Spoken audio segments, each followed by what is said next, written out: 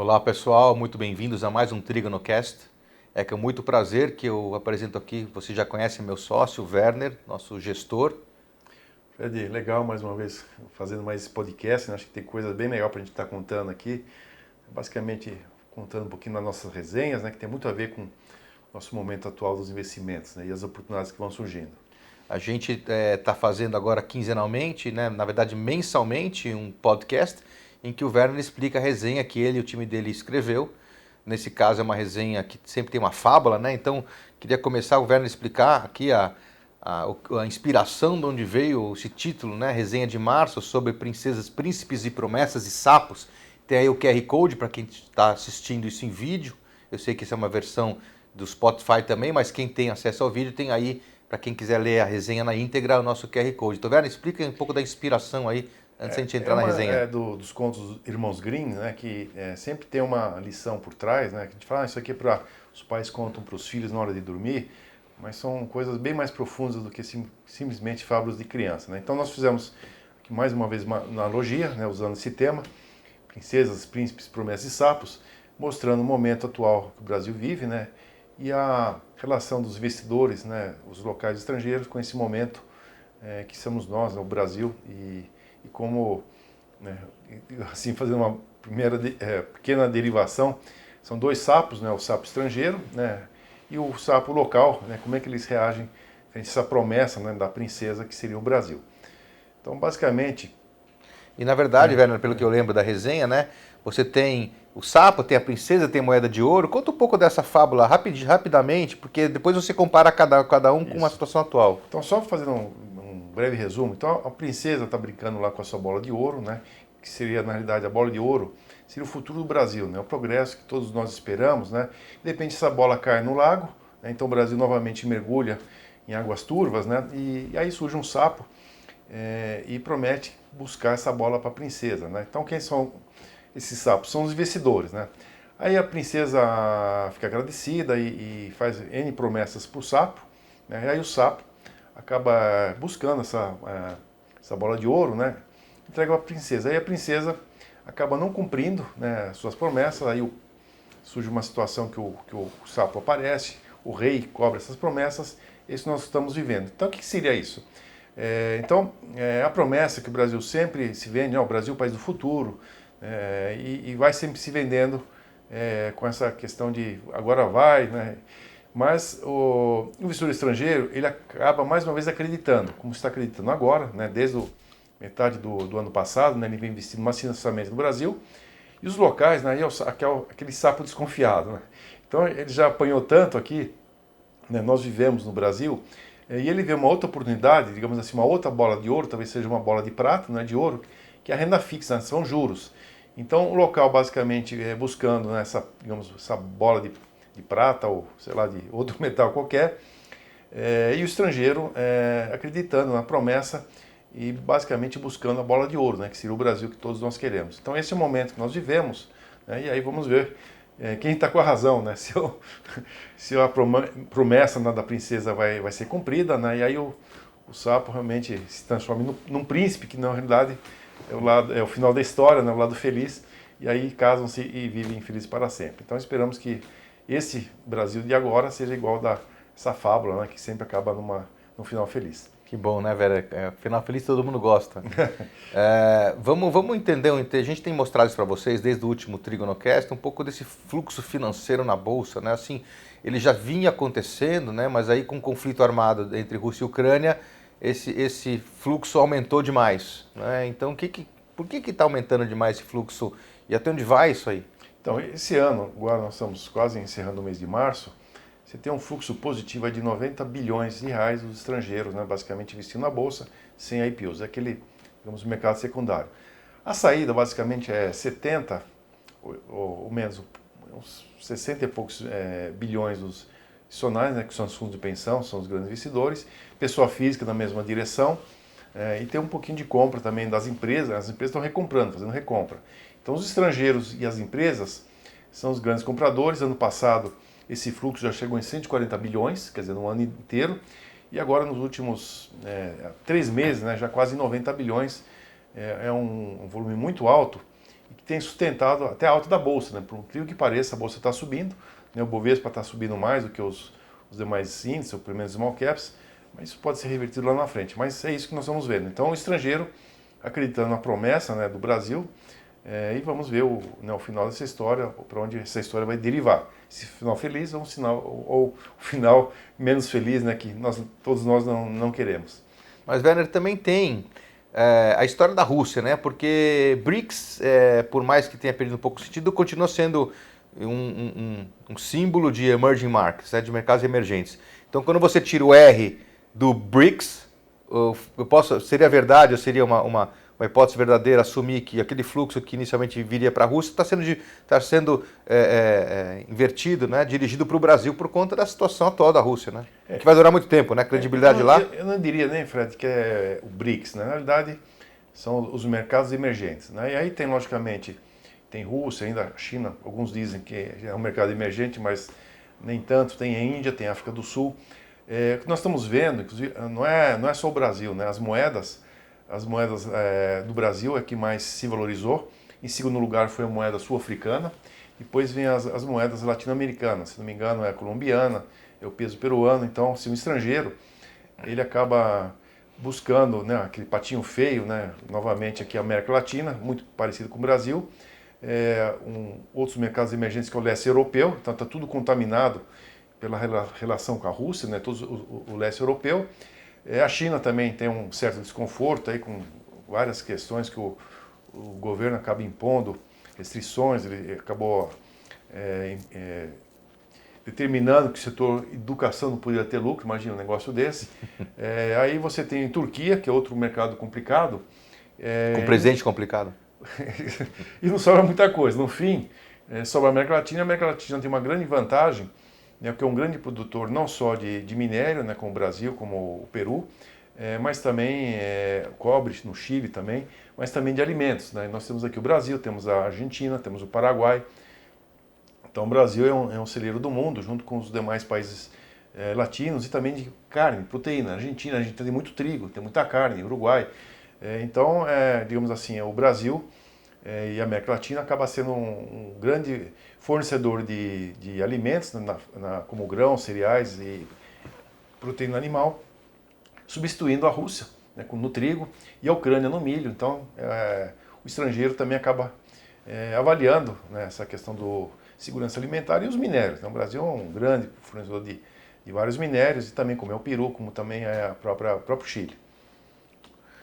E, Werner, ninguém gosta de guerra, ninguém gosta de conflito armado, todo mundo reza para que isso termine logo, mas a gente também pode olhar o lado positivo, né? Porque essa guerra, né, que hoje não tem data para acabar, gerou oportunidades, né, em alguns setores, né? Não só em alguns setores, como também algumas empresas da nossa carteira, que a gente daqui a pouco comenta. Mas conta um pouco aqui, vocês estão vendo aí no slide, o porquê que esse conflito armado entre Rússia e Ucrânia beneficia esses setores aí? Eu comentei, né, que o Brasil é o celeiro, né, do mundo, como é a América Latina, e a Kepler Weber, né, o grande celeiro do Brasil. Ela tem 40% mais ou menos de mercado.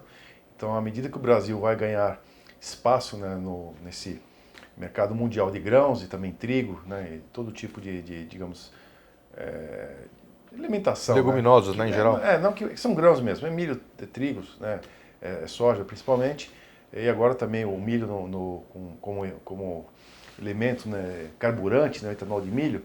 Então a produção de grãos deve aumentar bastante, né, vamos ver o Plano Safra, que é os recursos que o governo leva para a agricultura, né, que sai em junho. Então a Kepler vai se beneficiar bastante com essa questão de produção de grãos, sendo que você não consegue exportar, colher e exportar no mesmo momento. Então você tem que exportar ao longo do tempo, ao longo do ano, então você precisa de um buffer nessa produção, que a Kepler Weber, que acaba ganhando um mercado importante na armazenagem desses grãos. A Tupi é bem interessante também, né? A Tupi, ela comprou a Texide recentemente, né, com uma planta aqui em Betim e uma planta em Portugal. E os dois maiores concorrentes da Tupi são empresas alemãs. Imagine, o segundo e o terceiro, e o quarto, né, o outro terceiro concorrente, na realidade é a Texide mexicana, que não foi incorporada a Texide, né? A Tupi nem queria essa planta, e deve perder bastante mercado, né? Porque ficou uma planta muito pequena, sem novos produtos, sem inovação.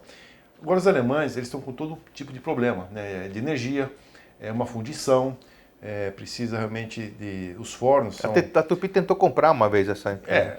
A Tupi até avaliou uma dessas empresas, são duas empresas familiares, né? Então quando você junta essas duas alemãs e a mexicana, isso representa mais ou menos 80% que a Tupi sozinha, Tupi com Texide. Tá. Então elas são menos da metade da Tupi hoje, e a gente acredita que essas empresas alemãs vão ter uma série de problemas em relação à produção, porque você precisa de muita energia para aquecer seus fornos. A mesma coisa a Metal Leve. A Metal Leve é do grupo MAHLE, né? O principal mercado externo da Metal Leve, né, que ela exporta é a Europa, e a Europa vai ter muito problema com sua linha de produção, né, de metais, inclusive parte desses metais como o níquel, né? O níquel é produzido pela Rússia, um grande exportador. E nós temos níquel no Brasil, nós temos cobre aqui na América do Sul, nós temos cobre no Chile, nós temos todos os metais que a Metal Leve precisa aqui no Brasil. Então a Metal Leve poderá ganhar algum mercado, né, das próprias empresas europeias que venham importar mais do Brasil.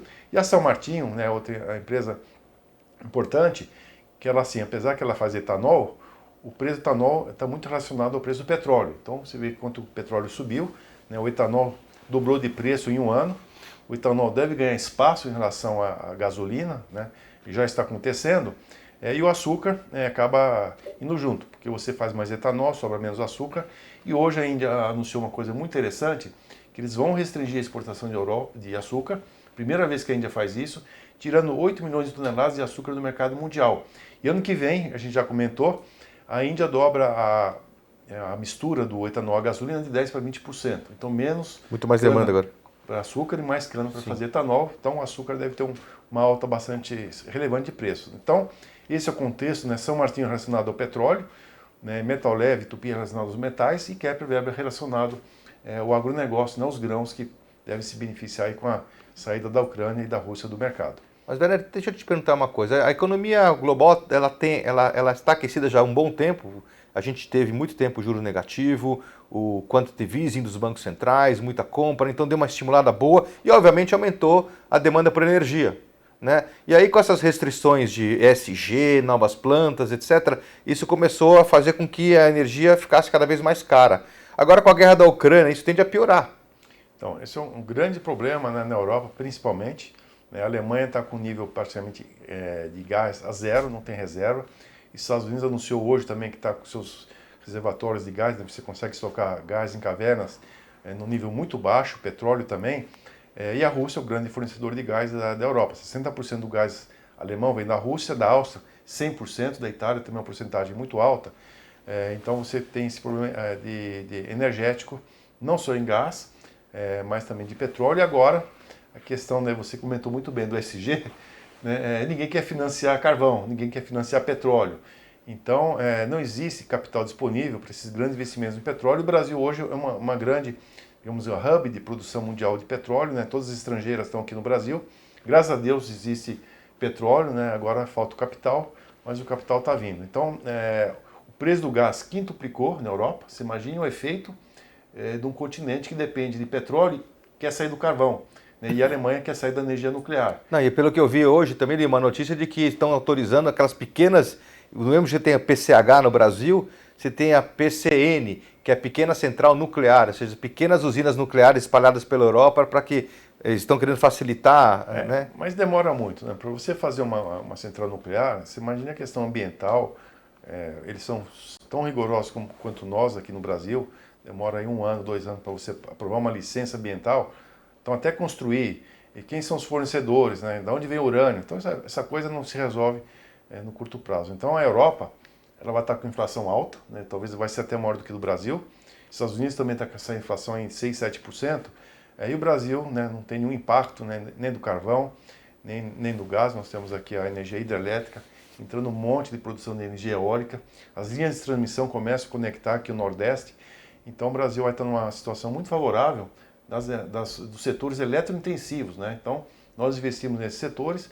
Nós investimos também em petróleo, não temos restrição em petróleo, e tem determinadas empresas que vão, né, novamente, a gente sempre fala do Power Yield, são empresas eletrointensivas que que se beneficiam de cenário de energia cara, escassa, e nós com energia barata e limpa e renovável, né? Sim. Então é um grande cenário aí para o Brasil.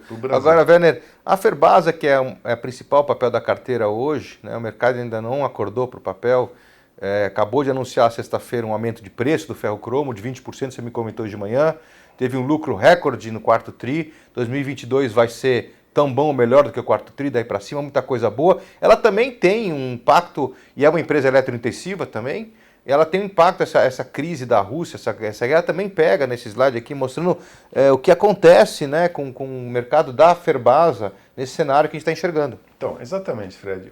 Quando eu falei que produtos eletrointensivos, as ferroligas, basicamente é uma mistura de energia elétrica, no caso do silício, são 8.000 quilowatts por tonelada, quer dizer, e o cromo é metade, então o silício ele é muito mais eletrointensivo. No caso da China, né, que está mostrando esse slide, a China basicamente ela usa o coque, né, que é o carvão mineral, e aqui a gente usa bioredutor. O que é bioredutor? É o carvão vegetal. E a Ferbasa acaba capturando, né, através de suas florestas, esse CO2 dentro do processo industrial, e ela tem um saldo positivo de 2 toneladas por tonelada de ferro silício. Na China, quando você junta o coque, né, mineral, e a energia termoelétrica de carvão, eles geram 13 toneladas de CO2 por tonelada de ferro silício. Tá? E a China é o maior produtor mundial de silício, o maior exportador, só que a China quer reduzir suas exportações na produção de ferro silício. O segundo maior produtor, exportador, é a Rússia. Né? Então, se você tira a Rússia do mercado, né, e a China restringindo sua produção de ferroligas, o que acontece? Os preços sobem. Então, hoje o ferro silício, né, esse standard, não é o HP, né, que é o produto mais caro, está em $4.500 a tonelada. Quando a gente olha um ano atrás estava 1.200. Né? O cromo subiu em um ano, mais ou menos 40% com esse aumento. Se a gente olhasse 15 dólar, meses, né? Em dólar. Se a gente olhasse 15 meses, se a gente olhasse dezembro de 2020, o ferro cromo subiu 80% já com esse reajuste, deve ter novos reajustes, né? Não, mas não só isso. E fora o dólar, esse né? dólar que foi de 3 para 5,50, agora voltou abaixo de 4, só essa volta abaixo de 4 já foi compensada por esses 20% de aumento agora. Tá 4,70, né? Ele tá ótimo, né? Lembrando que o câmbio estava 3,90, 3,50, que foi a média de 2019. Então o câmbio está ótimo e a Rússia sai do mercado. Quem é o maior importador de ferro silício é os Estados Unidos. Quem é o maior fornecedor? A Rússia. Você veja o problema disso aqui. E a China, basicamente, ela exporta o ferro silício lá para o mercado asiático, que é Coreia, Japão.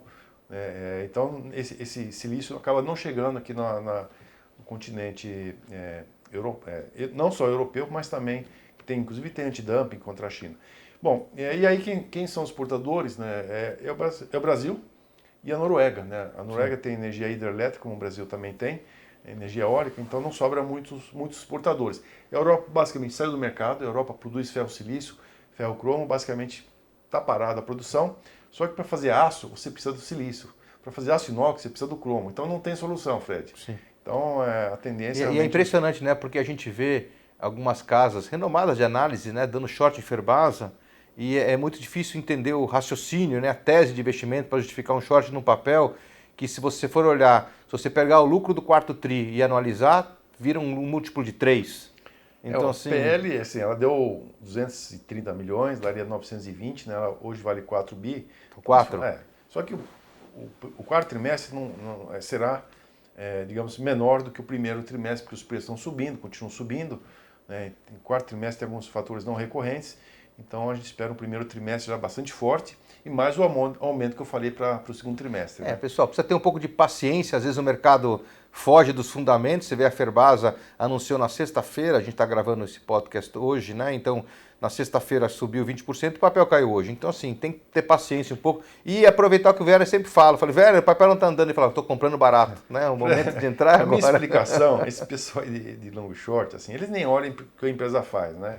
Não sabe fundamento, não sabe nada. Ferbasa, a gente já falou, foi a small caps que mais subiu no passado. E mais subiu desde o plano real. 68%. Desde o plano real, 78.000%, não é por acaso. Então, quando eles olham, puxa, esse papel subiu muito, vai ter que realizar, eles acabam fazendo um short, mas sem saber os motivos que subiram, e os motivos são justos, né? Não subiu por acaso. Também tem gente que está olhando, tem gente que está raciocinando, porque que a empresa está indo bem e a gente acredita que vai ser um ano excepcional novamente. Agora, os shorts, né, para a gente é ótimo, eles estão, digamos, ofertando papel para a gente, né, para o mercado, e uma hora eles vão ter que recomprar de volta, né, Fred? Eu quero saber quem que vai vender, de onde vai sair esse papel. A gente não vende, não vai ser vende, daqui. Né? A gente não vende, entrou aqui, ó, acabou aqui no bolso do Werner, tem 3 escorpião. Werner, você não mete a mão nesse bolso aí que é venenoso. Aquele escorpião vermelho, né? Aquele doído do pavor. Entrou aqui e não sai mais. Então, é isso. Vamos ver o que acontece. Outro motivo também, Werner, que você chamou na resenha, isso é um motivo óbvio, né? A gente não é só por toda essa conjuntura econômica que o Brasil se apresenta no momento, que traz o fluxo, mas também tem a questão do juro. O Brasil hoje, pela tabela aí, né, Werner, tem o maior juro real do mundo hoje. Então, estamos aí com... Se a inflação for 6%, nós estamos aí com 11,75%, né? O presidente do Banco Central já falou, ó, o máximo é 12,75%, então você tem talvez mais 1% aí. Então tem uma gordura aí de 6, 7% em relação à inflação.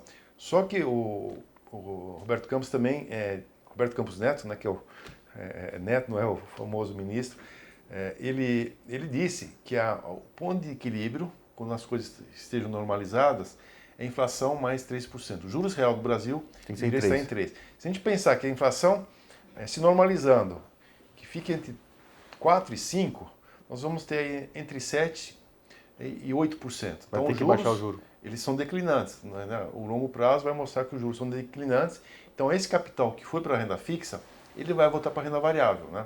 Só que precisa ver o que o estrangeiro vai fazer. Porque hoje o estrangeiro está vendendo. Desculpa, está comprando, o local vendendo. Mas o que acontece... Se os dois estiverem comprando, isso. De onde vai sair essas ações? Né? Será que o estrangeiro vai vender? Agora que ele acabou de entrar, né? Ele vem aqui para ficar um tempo mais longo. Né? Então, os juros devem funcionar. E mais coisas, Fred, não é só a questão da renda fixa.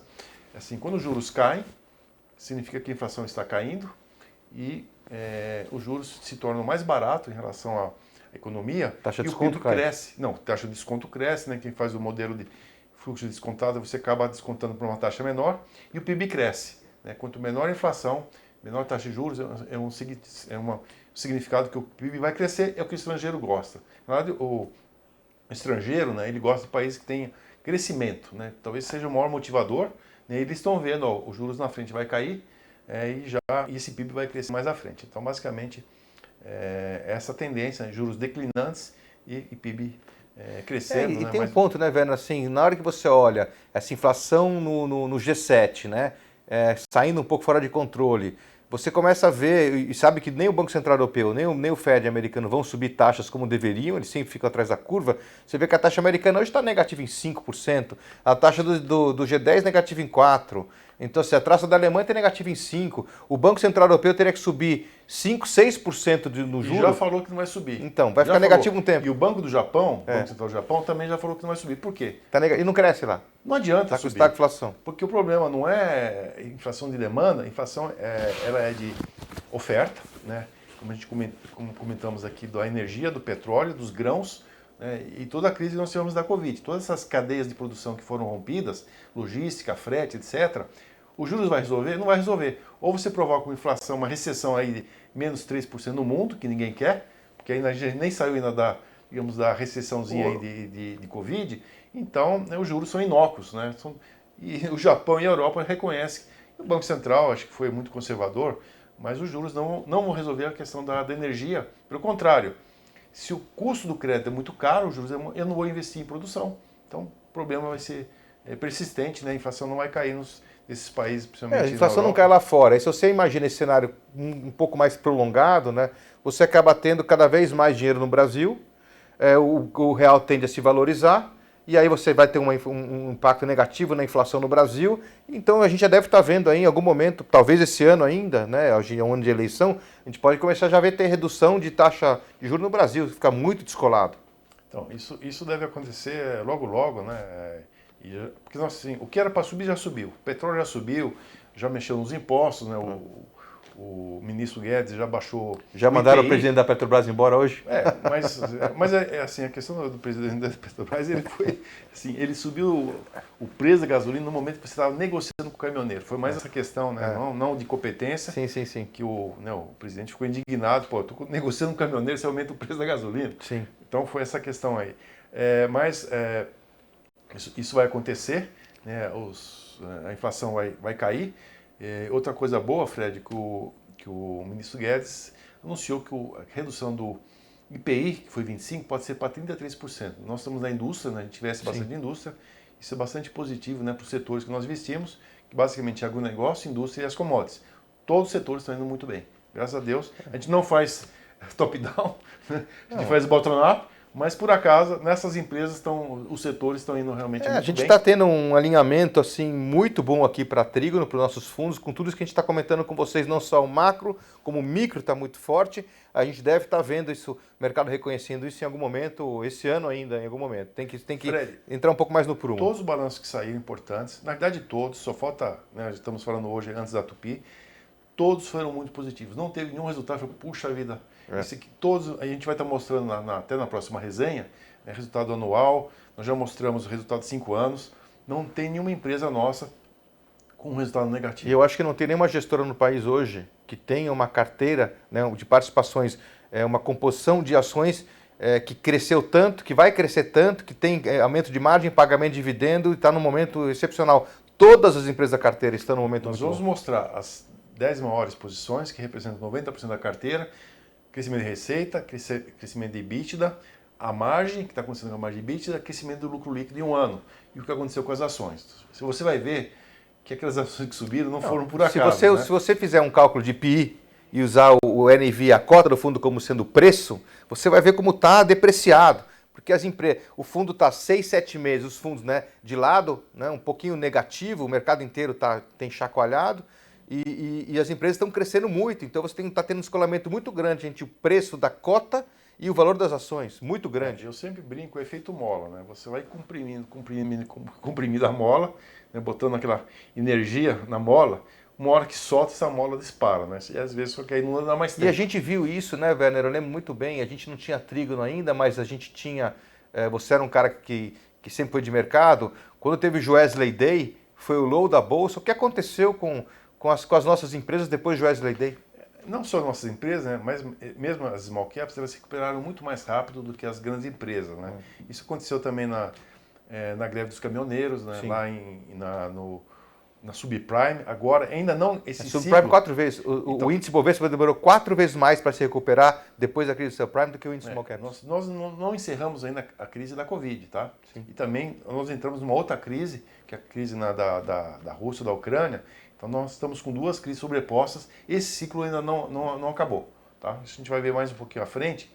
Não sabemos a questão do conflito lá europeu, quanto tempo demora, mas a Covid acho que está quase terminando. Né? Tomara, ninguém mais aguenta. A gente já tiramos nossa máscara, pelo menos.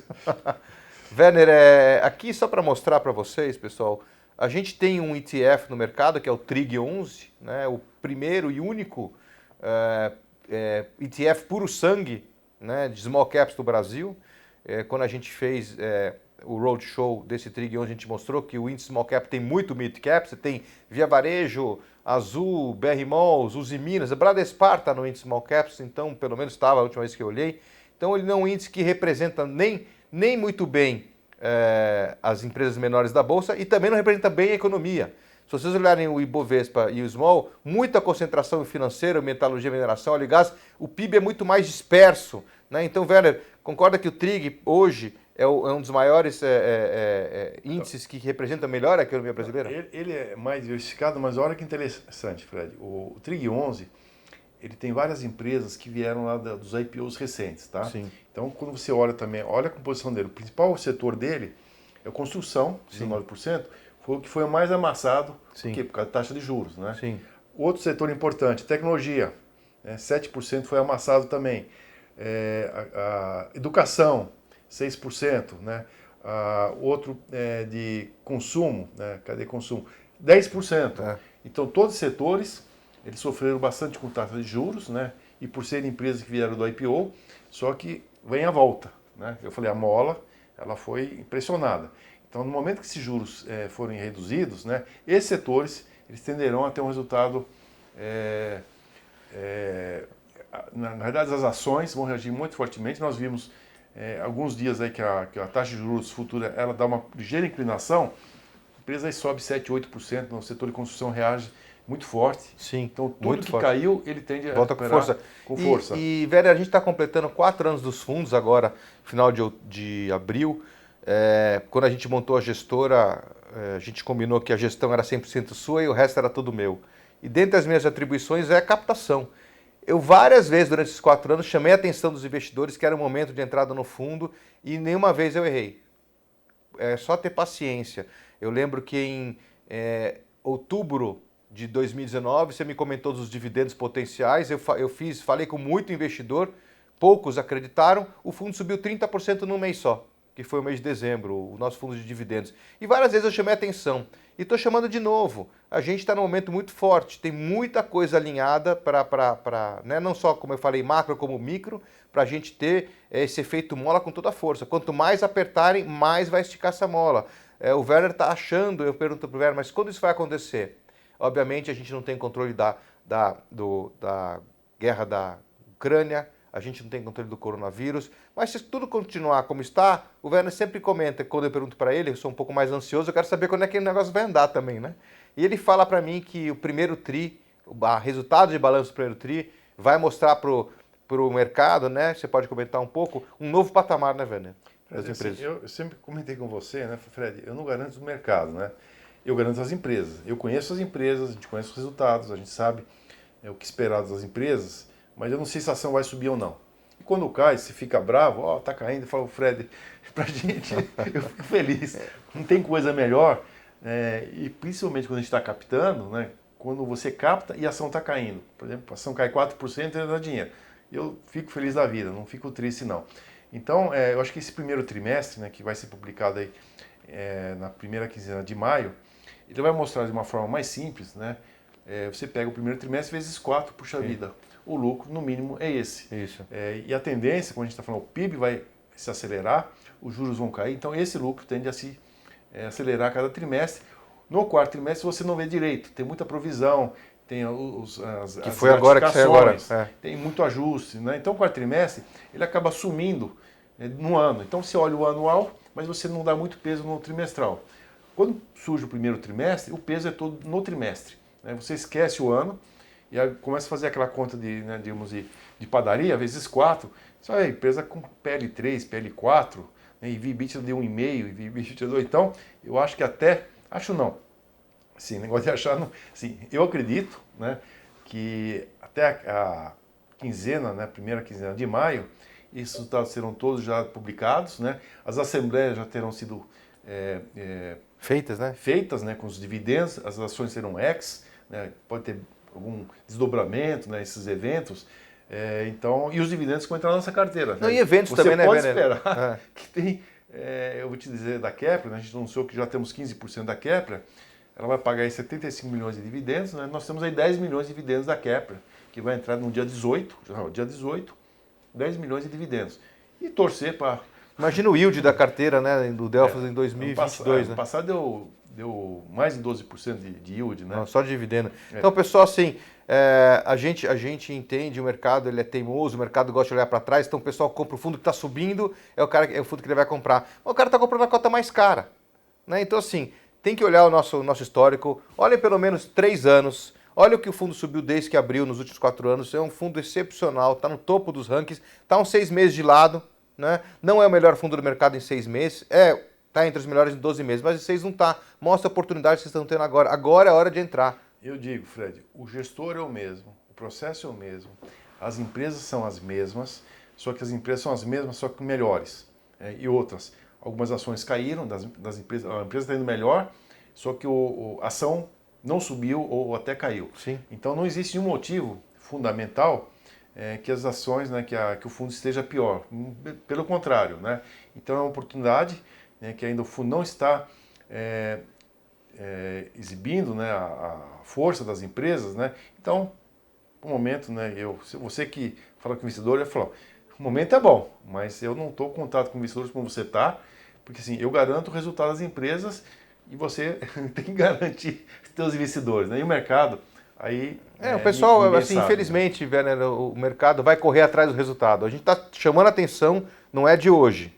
Né? Então, assim, quem está ouvindo, quem acredita no que a gente está falando, é hora de entrar. Quem quiser esperar comprar a cota mais cara, vai comprar mais cara.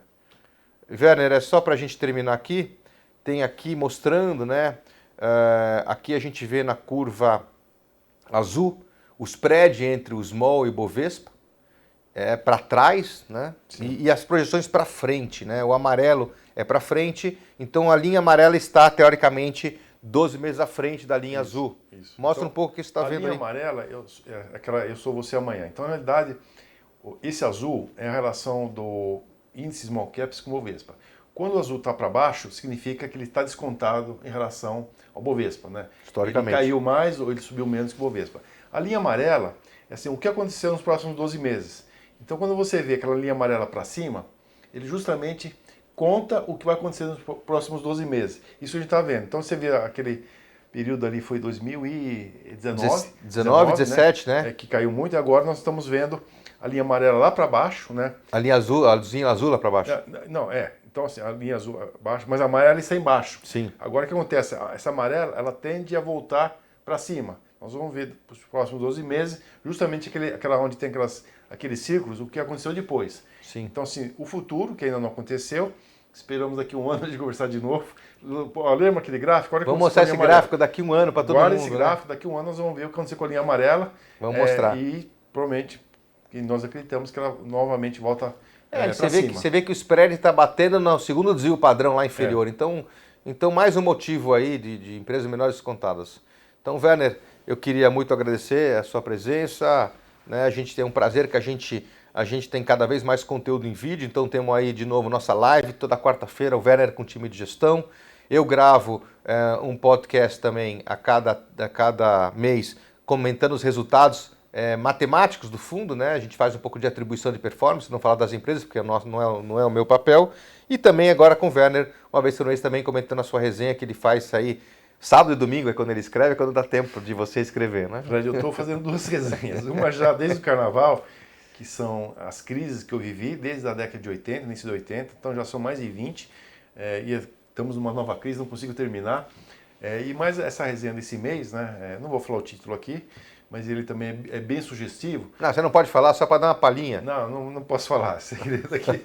Mas assim, eu digo que é comportamental. Então hoje e sempre, 90% das decisões de investimentos das pessoas, eu digo também dos gestores, somos todos humanos, né? A gente reage ao que está acontecendo, nas notícias, né? O mau humor. Então assim, 90% da decisão é comportamental, 10% é técnica. E aquele cara que consegue, aquele homem de gelo que consegue desviar de todo esse ambiente negativo e fica no técnico, realmente é o que ganha. Mas a gente é humano, né? Acaba reagindo às más notícias, mas com certeza, quem tiver sangue frio, né, e deixar de pensar com o coração, mas com a razão, que é o técnico, ele vai se beneficiar. E mais uma vez a resenha vai se tratar sobre isso, né? A questão de razão e coração, como eu já falei algumas vezes, mas hoje e sempre será comportamental, né? Efeito manada, efeito rebanho, nome feio, né? Mas todo mundo corre na mesma direção. Todo mundo corre atrás. Porque todo mundo é igual, todo mundo é humano. E a gente é além do óbvio, né? A trigo não é além do óbvio. Né? A gente corre no sentido contrário, né? Eu acho que o lobo não vai pegar a gente que desgarrou, vai pegar aquele que está correndo com a manada, mas é o que ficou para trás, né? E não quem correu no outro sentido. Inclusive, Werner, queria aproveitar aqui, encerrar o nosso podcast e te fazer uma sugestão. A gente, no começo da gestora, eu escrevia junto com o Werner uma parte da resenha, ele escrevia outra, a gente lançou um livro, né, Trigonometria dos Investimentos. Esse livro ele esgotou na Amazon na primeira semana, tivemos que fazer uma segunda edição. Né? E na primeira edição esqueceram de colocar meu nome na capa, colocaram só o do Werner. E aí me deu uma ideia, porque depois disso, não que eu não tenha...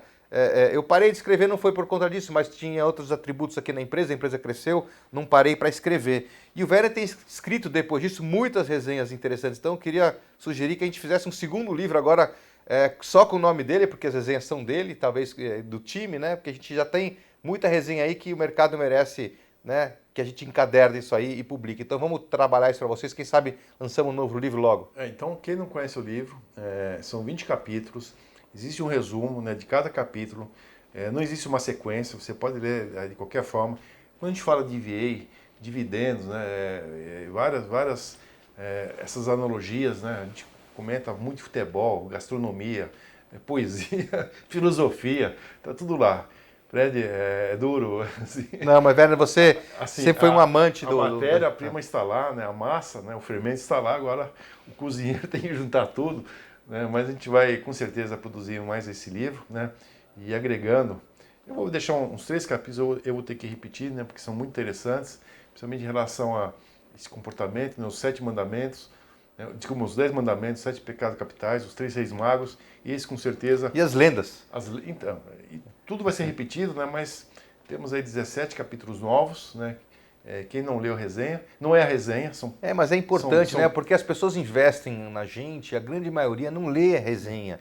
A gente recebe muita pergunta na internet de claramente o cara não está entendendo, não custa assistir a live. Olha, a gente tem tanto conteúdo, a gente tem live, a gente tem os podcasts, tem as resenhas, basta investir um pouco de tempo para entender o que a gente faz aqui. A empresa é super transparente. Então, de novo, queria agradecer a todo mundo. O Werner, era um prazer. Eu acho que a gente vai, daqui um mês, se ver de novo no próximo, contando essa resenha misteriosa que você está escrevendo. Fred, muito obrigado. Obrigado a todos que nos acompanham. Né? Espero revê-los em breve. E, por favor, leiam a resenha. A gente escreve para vocês, assistam live, a gente faz para vocês. Né? Eu não faço isso para o Fred nem assiste, ele já sabe. Mas é para vocês, né? Nós trabalhamos para vocês.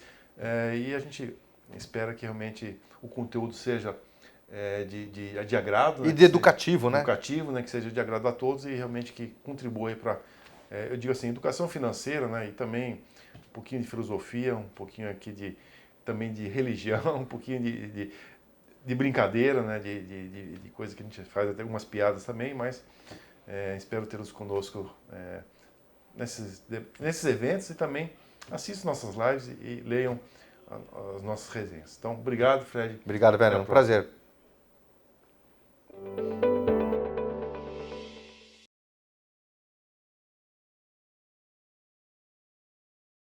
Meia hora? Eu não sei.